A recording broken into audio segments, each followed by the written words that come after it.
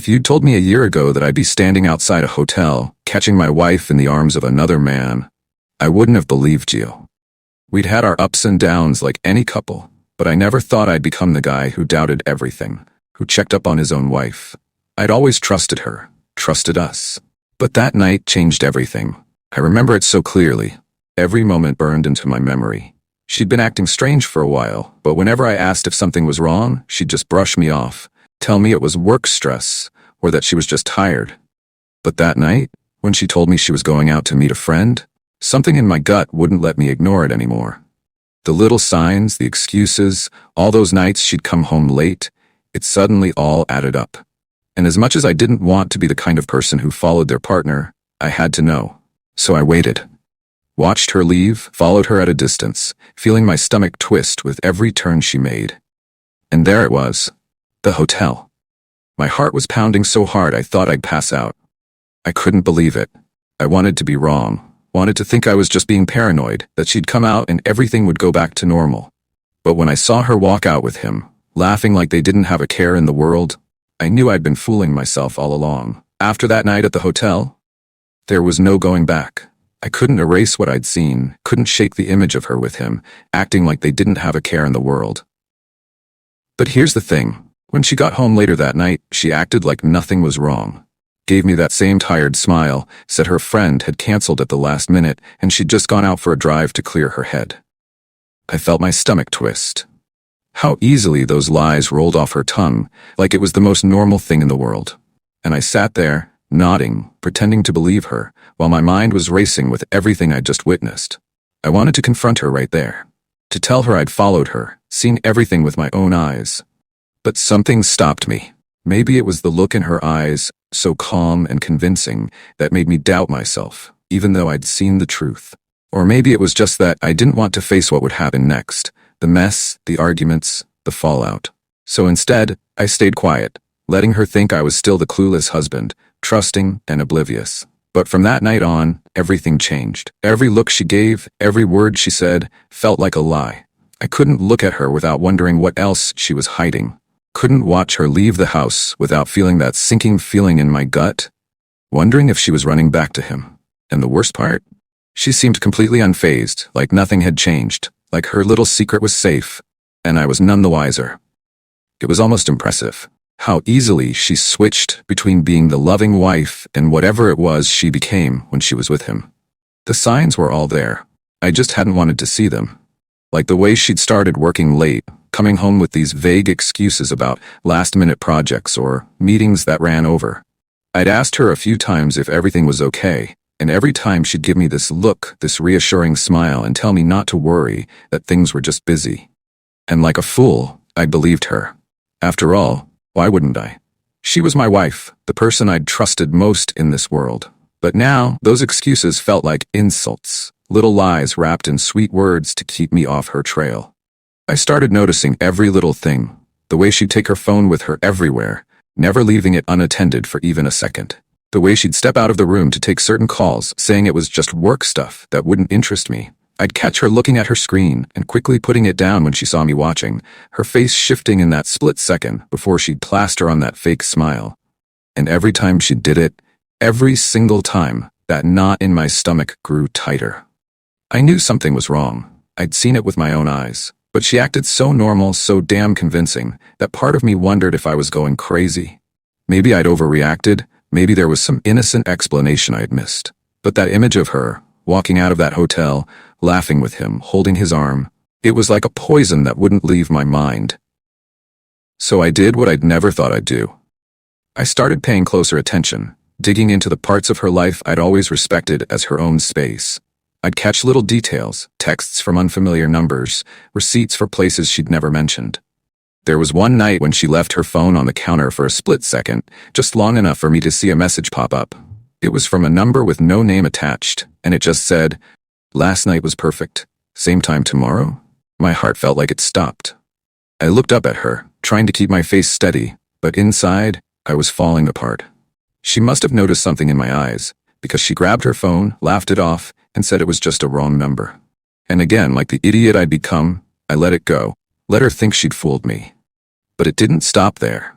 The lies, The late nights, the hidden messages, they just kept coming, like she'd gotten comfortable with the idea that I'd never figure it out. She was bold, almost brazen in the way she kept her secrets, like she was daring me to catch her. And maybe that's what finally broke me.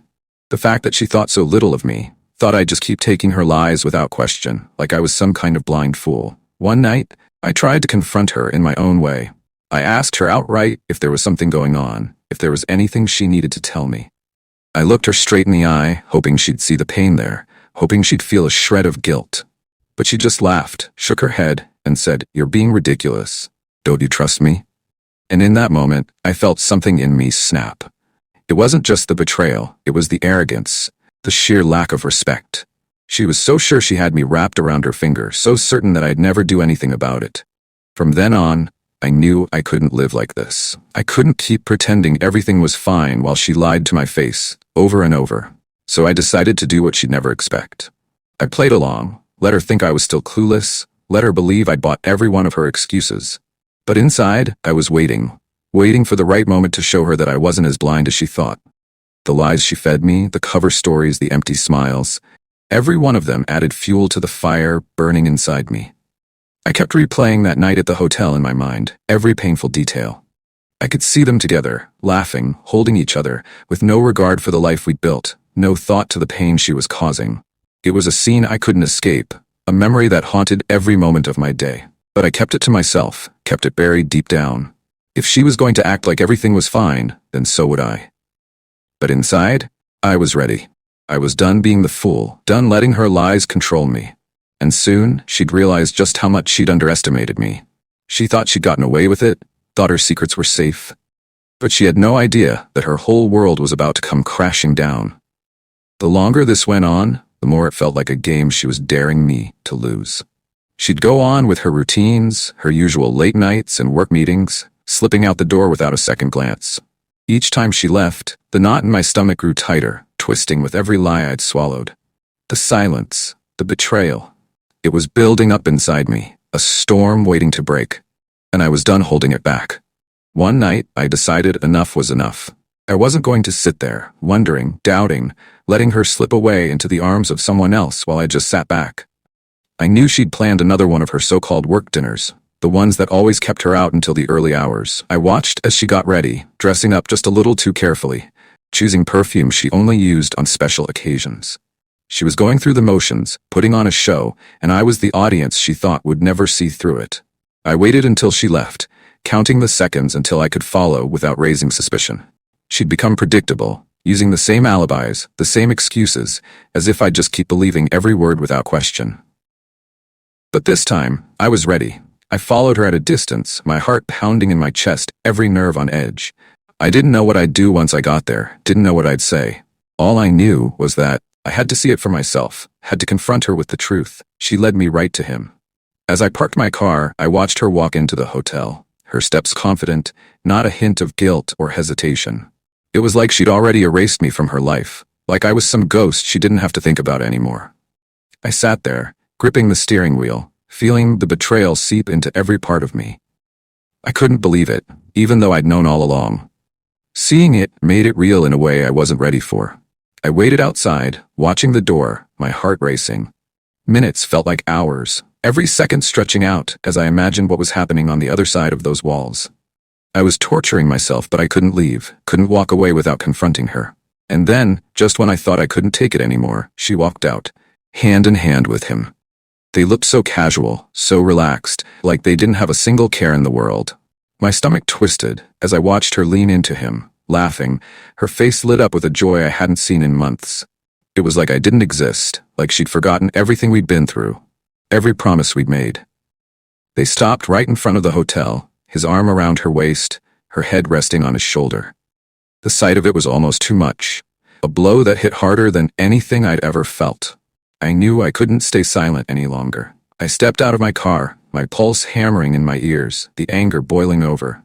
I walked up to them, my footsteps loud against the quiet street. They didn't see me at first, too wrapped up in each other to notice the world around them. But when she looked up and saw me, her smile faded in an instant. She pulled away from him, her eyes wide, a flash of guilt crossing her face. "Caught you," I said, my voice cold, barely above a whisper, but she heard it loud and clear. I could see the panic in her eyes, the wheels turning as she tried to figure out what to say. But there was no talking her way out of this. Not this time. "What are you doing here?" she stammered, glancing at him as if he'd somehow disappear if she just wished hard enough. Her voice was shaky, but her eyes were defiant, almost challenging me to call her out. "What am I doing here?" I repeated, barely able to keep my voice steady. "I'm watching you lie to my face, watching you pretend like I haven't known all along." I looked at him, taking in his smirk, his easy confidence, the way he looked at me like I was some nuisance, someone he could just brush off. He stepped forward, clearly unfazed. "Listen, man, I think you're overreacting," he said, his voice smooth, calm, like he'd done this 1,000 times before. "There's no need to make a scene." The arrogance, the sheer lack of respect, every word he said felt like a slap in the face. I clenched my fists, forcing myself to keep control, not to give him the reaction he wanted. But inside, I was raging, every ounce of pain and betrayal boiling over. "Overreacting?" I repeated, my voice dangerously calm. "I caught you with my wife, and you're telling me I'm overreacting?" She tried to step in, her voice soft, pleading. "It's not what it looks like. You're jumping to conclusions," she said, her eyes darting between me and him, searching for some way out. But her words felt hollow, empty. She was denying it, even now, even with the truth staring her in the face. And that denial, that blatant disregard for everything we'd had, cut deeper than anything else. "You think I'm stupid?" I asked, my voice low, barely holding back the anger simmering beneath the surface. "You think I'd believe your excuses, your lies, after everything I've seen?" I looked at her, waiting for some kind of acknowledgement, some shred of honesty. But there was nothing, just the same empty denial, the same refusal to admit the truth. She shook her head, crossing her arms defensively. "You're overthinking it. He's just a friend," she said, her voice growing firmer, like she was convincing herself as much as me. But I wasn't buying it. Not anymore. I'd seen enough, heard enough. There was no going back, no pretending that things could ever be the same. I took a deep breath, steadied myself, and looked her dead in the eyes.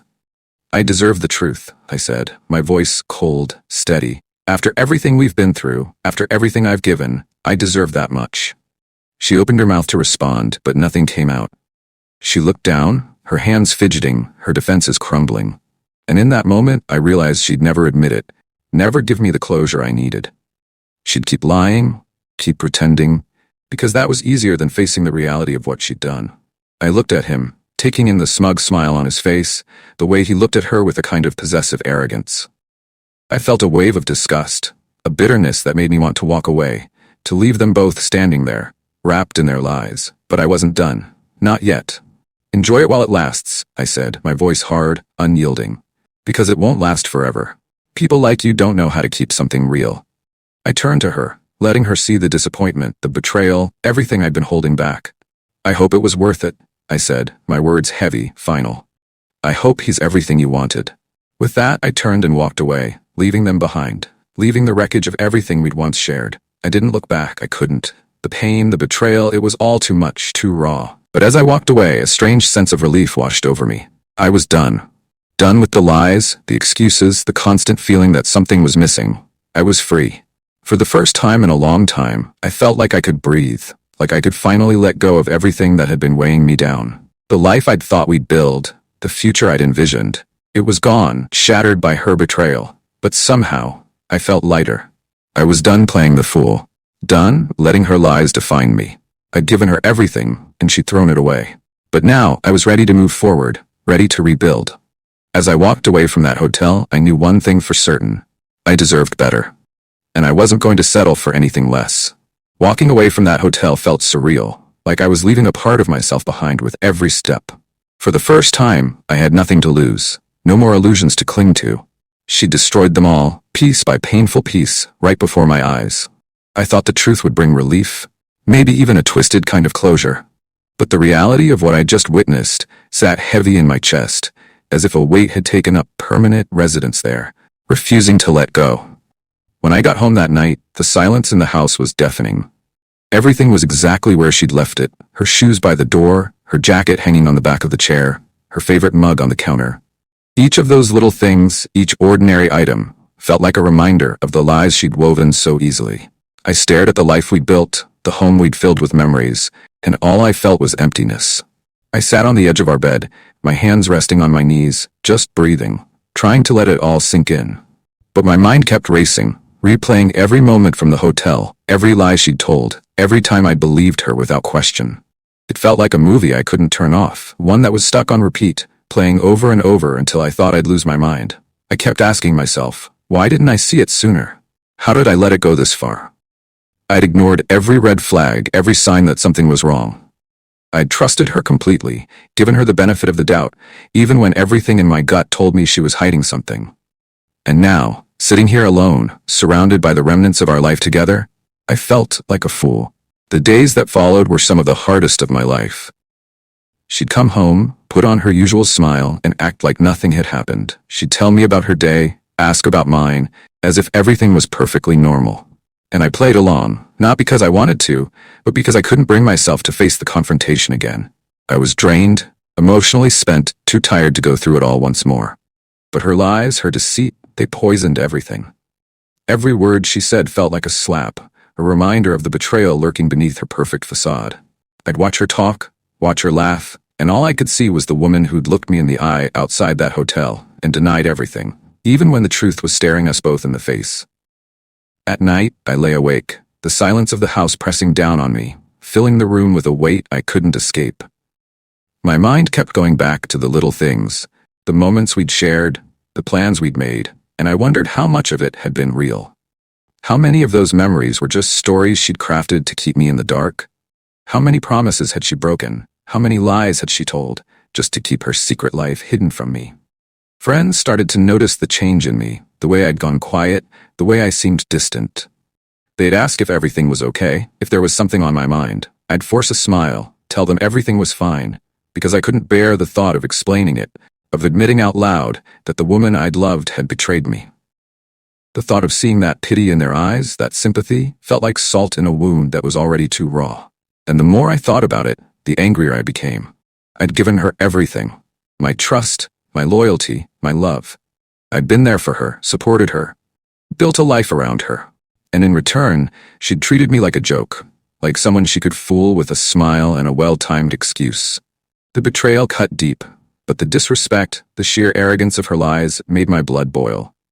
There were moments when I wanted to confront her all over again, to make her face what she'd done, to demand answers, explanations. But I knew it would be pointless. She'd just deny it, twist the truth, make it seem like I was overreacting. She was too comfortable with her lies, too skilled at weaving her stories to ever admit the truth. And I was done letting her drag me into her games. I started pulling away, little by little. I stopped asking her how her day had been, stopped trying to keep up the charade of our happy marriage. I let the silence stretch between us, let the distance grow, until it was as wide as the lies she'd built between us. And she noticed. She'd look at me, puzzled, almost hurt, as if she couldn't understand why I was drifting away. But I didn't care. I was done caring, done pretending. I couldn't play the role of the clueless husband anymore. I couldn't keep lying to myself just to keep her happy. The truth was out, and there was no going back. One night, as I lay in bed, staring at the ceiling, a strange sense of calm washed over me. I realized that, despite everything, I was finally free. Free from the lies, the secrets, the endless guessing. I didn't have to wonder anymore, didn't have to torture myself with questions I'd never get answers to. I knew the truth, and that truth was enough to set me free.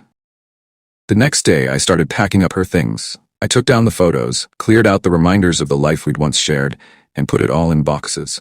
She came home that evening, her face pale when she saw what I'd done. She tried to argue, to convince me that I was overreacting, that I was throwing away something real. But I didn't listen. I couldn't listen. Her words meant nothing now, just empty sounds from a voice I no longer recognized. I told her to leave, to take her lies and her betrayal with her. And as she walked out the door, a part of me felt lighter, like a weight had been lifted from my shoulders. I watched her go, feeling a strange mix of sadness and relief. She'd been a part of my life for so long, woven into every aspect of my world. But now she was gone, and in her absence, I felt a new kind of freedom, a quiet peace I hadn't known in years. The days that followed were quiet, almost too quiet. I found myself alone, the silence of the house stretching around me, filling the space where she'd once been. But instead of feeling lonely, I felt a sense of calm, a peace that came from finally letting go. I didn't have to live in the shadow of her lies anymore. Didn't have to wonder if she was telling me the truth. For the first time in a long time, I was free. I started rebuilding, slowly but surely. I changed things around the house, took down the reminders of her, filled the space with things that were mine, things that felt real. I started focusing on myself, doing the things I'd put aside for so long, the things I'd given up to keep her happy. And with each passing day, I felt a little stronger, a little more like myself. People would ask if I was okay, if I was moving on. And I'd smile, tell them I was doing just fine. Because the truth was, I was. I'd survived the betrayal, the lies, the heartbreak. I'd come out on the other side, stronger, wiser, and more aware of my own worth. I'd learned that I didn't need someone who didn't value me, didn't need to keep fighting for something that was already broken. Now, as I look back, I don't feel anger, don't feel bitterness. I feel a quiet sense of gratitude, a peace that comes from knowing I did everything I could, gave everything I had. And though she'd broken my heart, she hadn't broken me. I was still here, still standing, ready to face whatever came next. So here I am, moving forward one step at a time, building a life that's mine, a life filled with honesty, strength, and hope. She may have been a part of my story, but she didn't get to write the ending. That was something I'd do for myself, on my own terms, with a heart that had been tested, but remained unbreakable. The silence in the house after she left was unlike anything I'd felt before. There was no more tension, no more games, just the quiet calm of finally being alone with the truth. I expected to feel broken, crushed by the weight of it all, but instead I felt relieved. The air felt lighter, the space somehow clearer. For so long, I'd carried the burden of her lies, the hurt of her betrayal, and now, without her there, I felt like I could finally breathe again. In the weeks that followed, I began to reclaim my life, one small step at a time. The mornings were the hardest.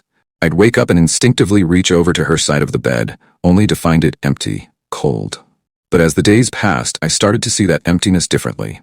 Not as something missing, but as a new space, a fresh start.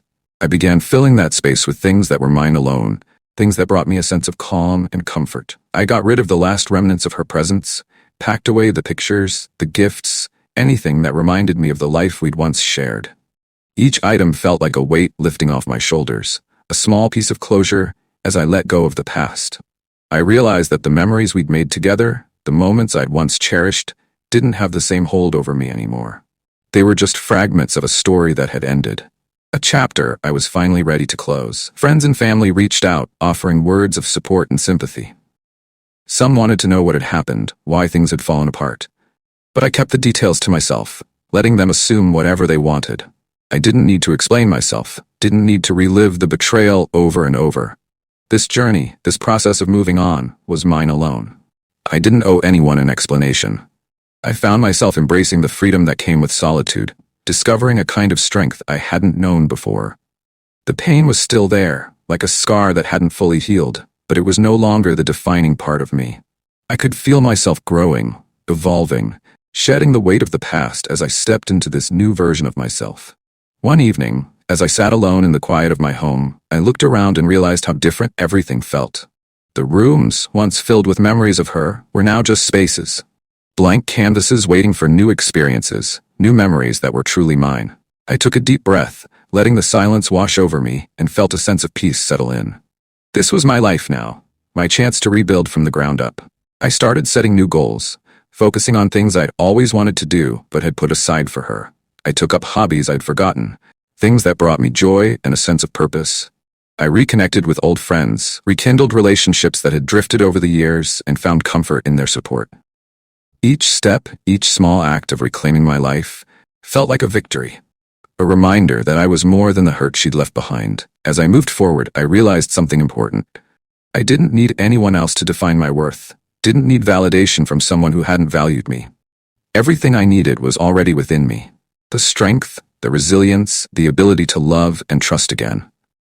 I was capable of giving those things to myself, of building a life that was whole and complete on my own. People would sometimes ask if I'd forgiven her, if I'd found it in my heart to let go of the anger and bitterness. And the truth was, I had. Not for her sake, but for mine. Holding on to that anger, that resentment, only kept me chained to the past. I didn't want to be defined by what she'd done to me, didn't want to carry that weight with me into the future. So I let it go, released the hurt, the betrayal, and allowed myself to find peace.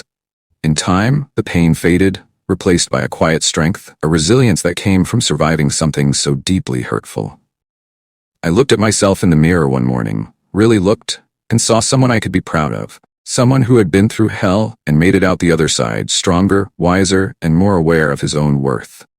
I realized that I deserved love, respect, and honesty, and I wouldn't settle for anything less ever again.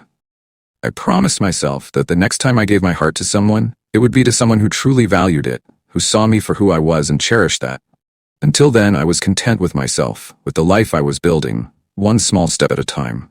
Looking back now, I don't feel anger, don't feel bitterness. I feel a sense of peace, a quiet gratitude for the lessons learned, the strength gained. She may have broken my heart, but she hadn't broken me. I was still here, still standing, ready to face whatever came next. And as I looked forward, I felt something I hadn't felt in a long time. Hope. Hope for a future that was mine to shape. A future built on a foundation of honesty, respect, and self-worth. I was no longer defined by the hurt she'd caused, no longer haunted by the betrayal that had once consumed me. I was free. Free to live, to love, to embrace life on my own terms. This was my story now, and I was ready to write the next chapter. One that was filled with peace, joy, and the knowledge that I was enough, just as I was. As I close this chapter, I know one thing for sure. The best is yet to come. And I'm ready. It's strange, looking back on all of this now. There were days I thought I'd never make it through, moments where the weight of her betrayal felt like it would swallow me whole. But here I am, on the other side. Stronger than I ever imagined. I learned the hard way that life doesn't always go as planned, that the people we trust can break us, but I also learned that even in the darkest moments, there's a way forward. There's always a choice, to let the pain consume us or to rise above it. I chose to rise. So if you're out there, struggling with your own storm, remember this. You're stronger. Thank you for listening to my story. If you want more stories of resilience, strength, and hope, make sure to hit subscribe. Together, let's keep pushing forward, one step at a time.